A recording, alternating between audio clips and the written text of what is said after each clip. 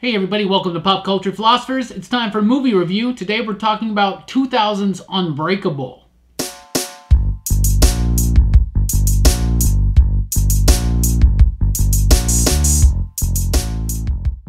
That's right everybody, welcome here to Pop Culture Philosophers for a movie review. You know, we got this Glass movie coming out this week and we decided we'd go ahead and watch the whole trilogy and tell you what we think about it. Revisiting Unbreakable tonight, the 2000 smash hit starring Bruce Willis and Samuel L. Jackson that eventually led into a small tie-in in the movie Split and the full-on third part of the trilogy debuting this week in theaters, Glass. It was the kids. They called me Mr. Glass. Actually, they called me Mr. Bills. I am Rockin Robbie Billups. With me today is... Jelani, Bullard. And Brooks. The magnificent he is, and magnificent you are for checking out this video. Anyway, let's talk about Unbreakable. When this movie first came out, I loved this movie, y'all. I thought this was one of the best movies ever. I thought it was amazing. I thought it was deep. I thought it was experimental. I thought it was rich. On the rewatch, you know, I rewatched it this week, and to be honest, I feel like it's what I thought was genius. I feel now that it's pretension. I feel like it's pretentious. I feel like M. Night Shyamalan, who is the writer-director, and a very divisive writer-director, one would say, he did Sixth Sense. This was his follow-up film. Sixth Sense, I think, is still one of the best films he's done. Unbreakable, I loved back then, but man, it just did not resonate with me as much. Maybe we're spoiled by too many real-life characters in superhero films now. We didn't have that back in the day. The idea they were doing a grounded superhero film was a novelty back then. Not so much anymore. Superhero films at times are almost a dime a dozen. So obviously lots of different styles and takes on the superhero film happen, right? But I also just feel like Shyamalan was just being a little too on the nose with his camera movements, trying to be too clever, distracting me from the movie. This movie to me is melancholy and morose for no reason. It's ungodly melancholy for no reason whatsoever. The kid, this dopey-faced kid, I cannot stand. Bruce Willis does a good job of being very subtle.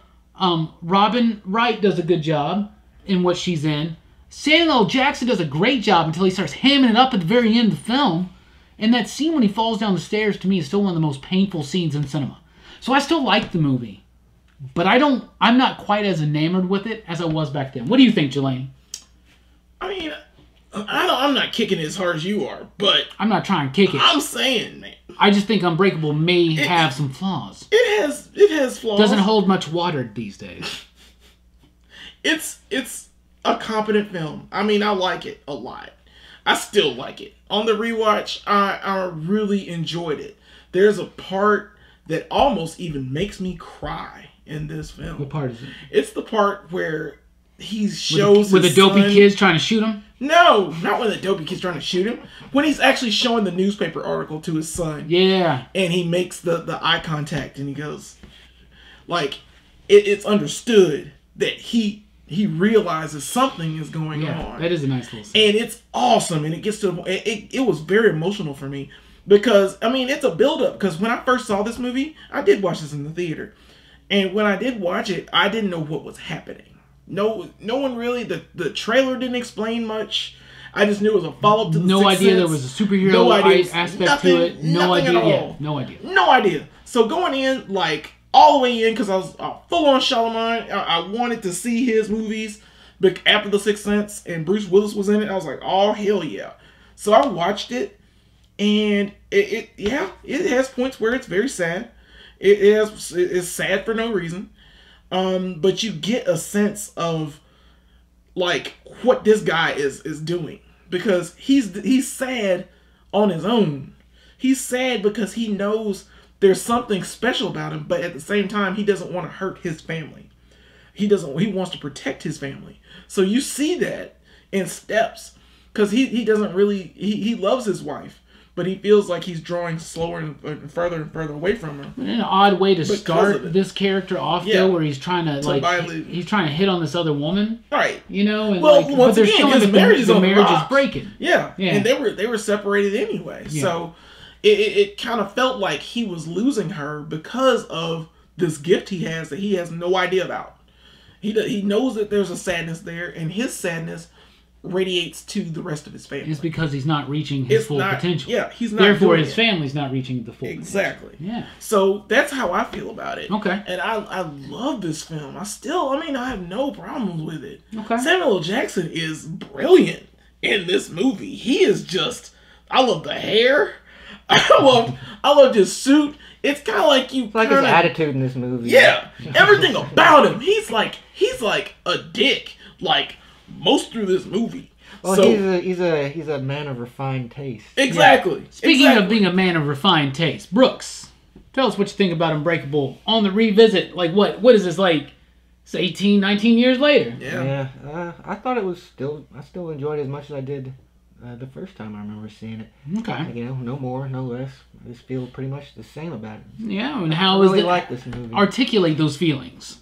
Well, on this rewatch, I did notice something that I didn't before, which is that Bruce Willis's character, he's the strong one, he's the unbreakable one, but he acts so passive and he's kind of mopey and kind of wimpy. He never stands up for himself. And Glass. Yeah, and then Samuel L. Jackson with Elijah, he's like so frail and like can easily be damaged, but he has like he's strong passionate, willpower, aggressive. He's willing to he's willing to just ram his I almost said helicopter. Ram his wheelchair. Wouldn't that be cool if he had a helicopter wheelchair? He's willing to ram his wheelchair into your comic book rack, dude. Yeah, man. That kind of guy. Fuck up your comic shop. I gotta get some chicken in me. So you like it. Still holds up to you guys. Yeah. So it seems like you guys still kind of like it as much as you did back in the day. Maybe it was just my state of mind when I was watching it. Maybe, I don't know, something about it just, I still enjoyed it, but it was just like so ungodly, long and melancholy for no reason. And this kid, I could not get over this kid when I was rewatching this movie. The way Jelani feels about the kid in Mummy Returns is how I feel about this kid. You'll hear about it. I hate that kid. Anyway, so Bruce Willis, how do you think he does in the movie? Because his character is something Dunn. David Dunn? David Dunn. David Dunn. It's an alliterative name, very much comic books. I love, first of all, the comic book aspect of this. This is why we all love this movie. That scene when Elliot is trying to sell that piece of art to that dude, and he realizes it's for his kid. He's like, I'm sorry, does this look like a toy store? How old is Jeb? Well, he says Jeb. He's like, he's already getting contempt in his voice. Yes, yeah, absolutely. He couldn't wait. That's what I was getting to. He's just pretentious on his own. Yeah, and he just can't settle the fact that it's gonna be for children. Yeah, that this beautiful piece of artwork that he believes that should transcend any kind of not a toy store. Yeah. Yeah. And he says something. Then he says, "Art guy. Do you see me dressed in a with like a clown? Am I dressed like a clown? You have a helicopter out front. Yeah, something. Yeah, with a little kid riding on it. You put quarters in. That's a great delivery. It's very Pulp Fiction-esque in that scene. Like, say what again? It's like very much like that. Sam Jackson is awesome. Sam Jackson's great. And he starts out like giving this like passionate he tells the story of this piece of art. Yeah, that's another thing that's so good about it is that this movie was a legitimate hit amongst everybody, and to have comic book art talked about in a way like that, right? To see those layers and to see all the inside skill and what things can represent, even with a simple comic book image, it perfectly. To have that get out into the real world, seriously, Unbreakable may have more to do with the current ongoing superhero movie phase, like fad. Unbreakable may have a lot to do with that because it kind of is the same year that X-Men came out. X-Men was when... And Spider-Man's coming out the next year, right? But like this like grounded it. And so like I really respect the movie for that. Bruce Willis, though, I think does an exceptional job in this film. I don't think it's as a nuanced performance as Sixth Sense, but it still is a very, very good performance. What about Bruce Willis? What about the character of David Dunn? David Dunn, yeah, Bruce Willis does this character justice. He's a sad man, and he plays it really well. I hope, like, later Bruce Willis, now he's kind of lazy. Not the Live Free or Die Hard. What was the one after that one? Man, I haven't seen anything after. They're pretty bad. I only watched that one because of Timothy Olyphant. Die Hard with a Vengeance. Oh, okay, good. Oh, wow. Well, Live Free or Die Hard's pretty good. It's okay. It's got Timothy Olyphant in it. Yeah, and it's got like the car that Justin Long's in that movie? Justin Long's in it. I never saw the other one. Was Sam Worthington in the other one? No, not Sam Worthington. I guess it is Sam Worthington. Is it? No, it's Who's not. in the fifth one? It's the guy that was in Suicide Squad. Jack Courtney. Who did he? Oh, that's the guy who played Jack Boomerang. Courtney was who's Boomerang. Okay. Yeah. Anyway, I haven't seen that one. Sorry, Bruce Does it Willis. take place on Christmas? No. And they still It haven't takes place given in us Die Russia. Hard in space. It's awful. But yeah, we need Die Hard in space. That should be coming. At this point, But why Bruce the Willis- F not? Why not Die Hard versus Bruce Jason Willis X? in 2000? Oh God. Oh God, that'd be great. Why not do like McClane versus Rambo? Why not? The next one's they're doing a new one. It's just called McClane. And Really? yes, they're doing a new Die Hard movie. They're It's called rebooting it? McClane. It's going to be a year one type story, but the way that they're doing it is Bruce Willis is going to be playing John McClane. Like, it is McClane, right? Not Yeah, McClane. McClane. Yeah, McClane. He's going to be playing him in the present day, and it's going to be kind of like the bookend of the movie, and he's going to like be telling a story or something, flashback. It's like when Snoop Dogg's like doing Snoop Fella, and he's be like, a "All right, kids, clip let's have a show." like." No, but it's like it's kind of like think about how they were able to use. I'm not saying time travels in this movie, but the way they were able to use Leonard Nimoy and Zachary Quintos in the same character in Yeah. Star Trek, for They did a instance. great job with that. Yeah, something like it was a framing sequence. Right. Okay. Like, hey kids, let me tell you about when I first became John Die Hard McClane, and this has nothing to do with Unbreakable. Nothing. But Bruce Willis is Die he's Hard great in this movie. tangent. Great. He's great in this movie. He's this flat character. At the same time, he is nuanced. Because once he discovers that he's never been sick, he discovers that that over time he has hidden who he really is, but he's never really experienced it. Yeah. And it's always this hidden thing with him, and he does kind of have that same sadness in Sixth Sense. Yeah, you're right. It's not as nuanced. I almost feel like in this movie, still, he's like a blunt object. I almost at feel the like end. in this movie they were like, this is what worked about the Sixth Sense. Apply this to your next script. Put in a dopey faced kid. Put in a twist ending. Put in a sad Bruce Willis. But at least in Sixth Sense, it's because he's a ghost and his wife's not talking to him. I understand, but Spoilers. once again, problems with his wife. Yeah. Like, is there nothing else we can do in depth about a male character, M. Night, than And she having cries like problems with his I wife? didn't really like Robin Wright in this movie because she was just this cry person. She didn't have anything. She didn't have any role. She didn't have for anything in the real. script, dude, to begin with. And like she didn't do She much. could have been a bigger role in the movie. a lot bigger. More so than that kid. But and like, I'm not even being funny because he's a dopey faced kid. It's very annoying to me. but the kid is optimistic. But if they would have taken some of the kid out and put in a little bit more of her story and what's going on with her and David, wouldn't you think that would have worked a little bit better? well, yeah, because I mean, you get points in the flashback where you need that. Mm-hmm. You need to find out why he was in love with her to begin with. Yeah. And I guess you could put her in, but she was underused. Robin Wright was underused in this film a lot, but I liked where it looked like it was going. Like as he gained his confidence back, as he learned who he was, you start to see it. But once again, it felt like she was a background character. All right. What about you, Brooks? What do you think about David Dunn and his character, Bruce Willis's performance, and Robin Wright and her character and how they interacted?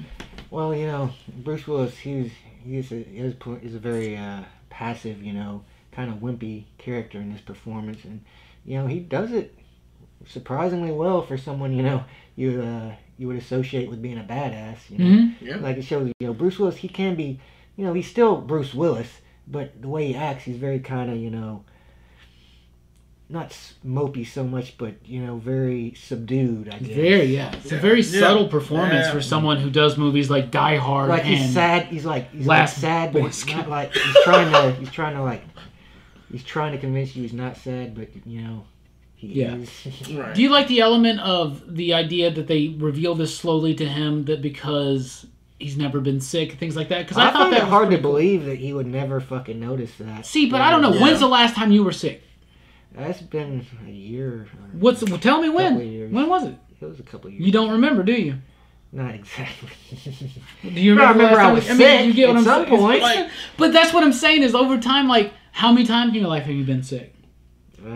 You don't know. Yeah. So But I find remember I've had chicken pox. Yeah. I remember I have, you know, I've But had, he remembers having having almost this. died from pneumonia. right.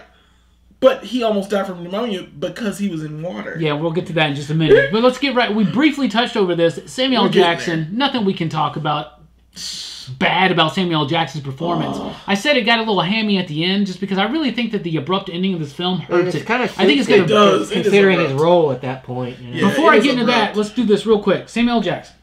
Yeah, man. What a great character. What a great reveal at the end. Yeah. I mean, his reveal is the twist. Because that's the famous Shyamalan twist. So you get... The infamous. The infamous. Yeah, because it works sometimes. It works 20%. 20% of the time. He got it right in the last movie, in the movie previous to this, and then this one he nails it too. But it is abrupt. You don't need it to happen right then. But his character, the way you watch as you watch the movie, you get to you understand what he is. Yeah. But without knowing it, because it's a comic book kind of a feeling that it has, because the archetypes are the same. He even tells you that his archetypes are the same. His mom at the end of the movie tells you what the archetypes are. Yeah, yeah. And like you get it. You kind of understand why he is the way he is. And it gives that tragic backstory of, you know, since he was born, his bones shatter very easily. And he knows that there's a polar opposite out there in the world, and he wants to find him. And he's always wanted to do this. So he kills all these people. Well, he doesn't... They know this. If you the guys twist, haven't seen man. Unbreakable, and Well- this is the movie that's going to make or break whether or not you... I'm Right. done with the puns. I'm done with them. All right, then. But you Fine, like Samuel spoiler. Jackson. He's great in this role. He's awesome Amazing. in this movie. Amazing. He's Amazing. You know he's a villain from the moment you see his hair and you see his clothes. At that time- and he walks with a cane, at that but time you in didn't his notice career, it because Samuel Jackson and Nick Cage, they always got some crazy ass hair going Yeah. on in those in like the 90s and early 2000s. And now Brooks, he's Mr. still- Glass, Elliot, what do you think about him? What do you think about Mr. Jackson? Yeah, I thought he would do really good in this movie, especially his relationship with, you know, Bruce Willis's That's the character. core. That's Yeah. the core Yeah, right like, there. They're kind of like the friendship that kind of develops between them that makes it, you know, like, you know, he finds out, you know, what's been missing in his life, you know, because of this man. You know, he showed him the way, but at the same time, you know, he also, you know, did something really bad. So, And you know, a lot of people find a person in their life at one point that maybe is speaking to them and saying that you can be more than you can be.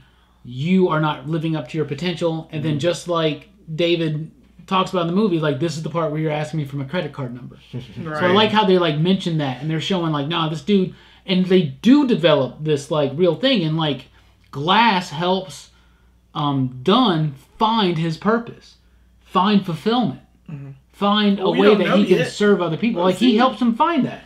Because he goes. That's He why he goes understands out it. there and starts touching all these Right. people, and he's like, "Oh my goodness, I can stop this thing from happening."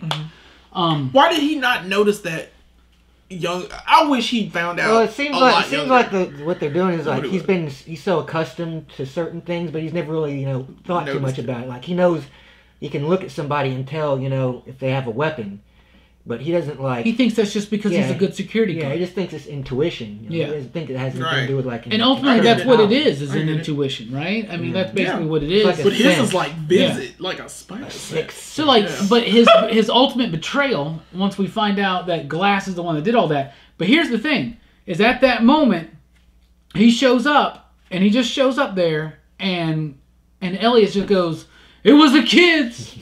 They called me Mr. Glass. Oh, And man, I then the love that movie just scene, like man. Abruptly ends. Yeah. abruptly ends on a freeze frame and subtitles. Are you gonna be kidding? What is this, Animal that's House? true. What is That's true. this? Yeah, that should have Come never ended on. that way. That's It should amateurish, never, man. Yeah, you should never ended that Third way. act problem. They should have carted him out. They should have carted Sam Jackson out. They and should have a broke- confrontation or something. Yeah, something where something would have happened. Yeah, I wanted to see him get carted out by police and like he breaks something. At else. this point now, I'm While hoping he's in walking out, Glass we get to he's- see some ray guns and some Lex Luthor type shit. Yeah, I want to see You know something what I'm cool. saying? Like I gotcha. You know, but it's still real life. Mr. Glass has So- like a hidden weapons cache beneath limited edition. Why not? He found his polar opposite, and he was excited. So he just like, this is the part where we shake hands. That scene when he I wouldn't have done that, when he's though. trying to chase the dude down to figure out if he has the gun to verify his own theory, and he falls down those stairs is still some of the most painful Because scenes. you hear every break. And the way he screams, ah! And Samuel L. Jackson's someone who's like, if Sammy is screaming, Yeah. There's that's something gotta wrong. hurt. It's gonna really hurt. Something's gotta hurt. This dopey kid, did that bother y'all? Not really. Not really. No. So I'm the only one? I didn't have much of Yeah. a problem with it. Really? I like that kid. That kid's from Gladiator. He's I shall alright. chill for you. I like that He's kid. better than Gladiator because he only had like 3 lines. I like this kid. Except for the gun part, which made no sense and was like, I will leave. Well, then now he's gonna shoot you. he's gonna shoot you now. Shoot you and bury you here, and you'll stay here forever, Dad. God, you know, it was just, I feel like the family The kid drama. becomes the real villain. Yeah, I Yeah. feel like the family drama was forced into the movie. I feel like there's a There good wasn't story even there, dra- but there's family drama. It's him and his wife, and then this they're having kid's issues. this kid's issues with this kid. Why is He this kid loves crying all the his time in dad. this movie? He Why is loves this his kid dad. crying all the time, Jelani? Because he thought his dad was gonna die. Oh, whatever. He thought his dad was gonna die in that had nothing to train do with it. Had accident. nothing to do with it. He Yeah. thought he was gonna die. We just want some mopey, dopey looking kid running around because it worked before. Now we can't afford, what's his name? Haley Joel Osment. We can't afford him because he just got kid's nominated for fine. an Academy Award. The kid's Whatever. okay. That's just me. The kid's okay. Overall, Jelani, you recommend this film? Yeah, What man. themes resonate with you? Anyone can be a hero if you just try. No, not anyone. You have to have superpowers. Not obviously. really. Well, yeah, you can. What have about the some water powers. thing? Let's talk about that real quick. No, I say everyone can be a hero because of that scene. Okay. Bruce Willis finally realizes his calling. He knows that his skin's never broken. He's never been sick. He has this intuition. He's told, and Samuel L. Jackson's just like, go and do this. Mm-hmm. So he goes out and he bumps into people and finds out that one of these people has people has captured this family in their own home. And so he goes to the house to try and like stop it. And while he's doing that, he frees these 2 kids that are in the house. And while he's doing it, he goes and sees if there's anyone else in the house, finds that there's a wife tied up. He tries to look out of the window to see if there's any other problems. The guy comes up, hits him in the back, knocks him in the water. And it's like he finds out during the movie that water is his weakness. Yeah. So he falls in this pool and he can't get out. But these kids pull a pole and save him. And anybody can be a hero because of anyone can be a hero. I like that. And I love how that turnabout was fair play. It just worked out that way. So I mean, it gives me it's still a good hopeful movie. It's very sad in parts, but I mean, when he finally achieves his goal and what he wants to be in his life, it feels like an affirmation for everything that's happened so far, and he knows it's gonna get better. And I love that. I love that hopeful tone because it is sad throughout that movie, but it gets better. Okay, absolutely. And that's what I get. Yeah. Would you recommend the movie? Overall thoughts? Yeah, man. What themes resonate with you? Totally. Well, you know, the whole idea of having a purpose, you know, Yeah. of having a direction, you know, because that's his whole problem with Bruce Willis's character, David. He has no purpose. He doesn't feel like he has a purpose anymore, and his life is falling apart. You know, his marriage is falling apart. He's not as close with his son as he should be. Mm-hmm. But you know, he finally finds out what it was he was missing, and you know that purpose that he needed, and you know it makes everything better for him. Absolutely. And what I'm right there with you, and with both of you, and to elaborate on what you were saying. He needed to find that purpose, and what that purpose was living up to his potential. Yeah. Yeah. He had something inside of him that he wasn't fulfilling. He wasn't being all that he could be, right? And to me, that is absolutely, It's overarching. that's what this movie's about. Yeah. This movie's about if there is something inside of you that is just, that's who you are, that's what you do, that's what you love, that's what you do well, that's your purpose. And if you aren't living up to that potential, the rest of your life will be shit. You won't be happy. You won't find happiness with the most amazing partner in the world. You won't find happiness with the dopiest, mopiest looking kid in the world. You will not find happiness. Kid's fine. If you yourself are not living up to your true potential and who you truly are on the inside. And that's what I think this movie's about. So let's get to the ratings. We do 5 out of 5 possible ya digs. Jelani, what do you rank Unbreakable? I'm going to give this... I'll give this a 4. 4 you digs. Very respectful. And I do want to point out to the audience that it is a little different rating a film after 19 years later. Right. You got to rethink it, right? 4. It's a lot. Very respectful. I give 4 because, once again, I'll watch it again. That's my rewatchability. That's it. Yeah. I like the characters. I like the story itself. I love the art. I'm pretty sure like Alex Ross or some other comic book Alex artist was Ross has working some with it. stuff, yeah. So it really that resonates with me as a comic book fan. It didn't tell me what that story was at the beginning, and then over time it told me what it was, and I still enjoy it. So yeah, I give it a 4 for that. All right, Brooks. Out of 5 possible ya digs, what do you give Unbreakable? I give it 4. 4. Tell us why you agree with Jelani.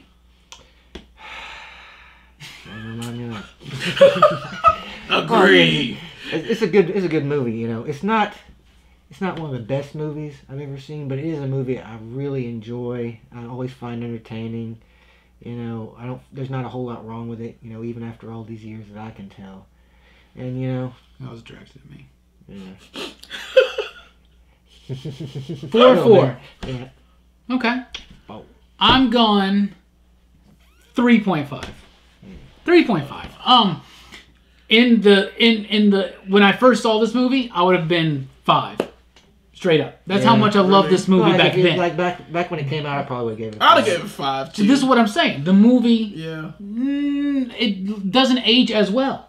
And but maybe that has something to do with the style of the movie. Maybe that has something to do with our mindset. Maybe that has something to do with our the spoiled nature of superhero films that we're in right now, right? I go 3.5 though. I think it's a good film with very strong themes, great performances from Bruce Willis and Samuel L. Jackson. Not enough there done with the other characters, including the kid. Maybe there was more done with it, more explanation on why this kid maybe should have some problems. His parents aren't doing well. His dad almost died. Exactly, things like that, right? So I understand. Overall though, I don't think it ages very well. M. Night's camera work is just so like obvious, and there's a thing. And back in the day, I thought that was genius. But back in the day, I thought if I wanted to make a film, all my camera angles were going to be worm's eye views in the corner. And now you realize, no, that there's a reason why people make movies the way they do. You know, and if I notice that the camera's moving too many times in a movie, you're not doing your job. So to me, it just gets knocked down a little bit from my original 5 score back in 2000 to 3.5. But I think that's still pretty respectable. So 3.544 for an average of 3.8766666 line over it. Okay, a line over it. That was new. Yeah, you know when something just keeps repeating, the number keeps repeating, etc. Etc. Speaking of etc., we'll get there very soon. In a couple of days, we'll be talking about Split, which is something Jelani is revisiting and something me and Brooks have never seen. So we're very excited about that. On our way to Glass, let us know what you think about Unbreakable, and are you excited for Glass? Thank you guys so much for checking out the video. Please do like, share, and subscribe, and join us over at popculturephilosophers.com for podcasts and a whole lot more. And don't forget, you can support this channel and all we do and help provide a positive community here on YouTube for comic books, movies, etc. I've been Rockin Robbie Billups. This is Jelani Bullard. This is Brooks. Thanks for rocking with us, and you dig?